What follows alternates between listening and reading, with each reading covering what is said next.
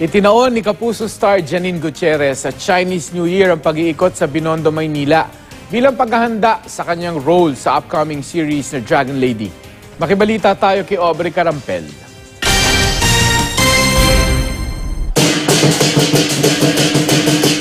Filipino-Chinese ang role ni Janine Gutierrez sa upcoming afternoon prime series na Dragon Lady. Kaya para mas maintindihan ang kultura at tradisyon ng mga Chinoy, itinoon ni Janine ang pagpunta sa Binondo bago ang Chinese New Year.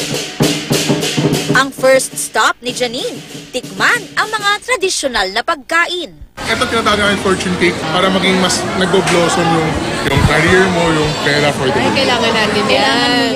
Sunod na pinuntahan ni Janine ang tindahan ng Lucky Charms. Money tsaka happy family. Maganda ganito klase. Gusto ko na lang to, family, and pampasok pera para makapag-ipon-ipon. Dito tayo sa Money Tree. Si Janine ipinanganak sa Year of the Snake na hindi raw masyadong swerte ngayong Year of the Earth Pig. Snake ngayon, sa pig, away sila. Away ang snake at pig.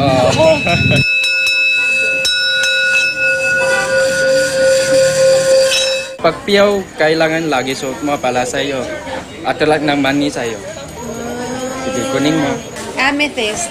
Amethyst. Para sa snake talaga to kasi nga. For health yan. Tapos kasi ito, money catcher yan. Tsaka protection.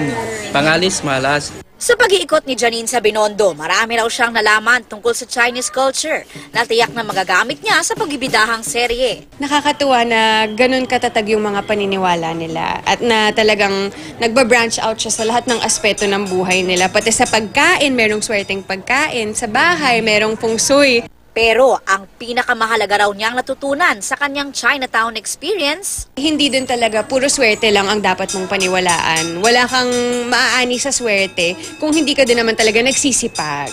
Aubrey Carampel, GMA News.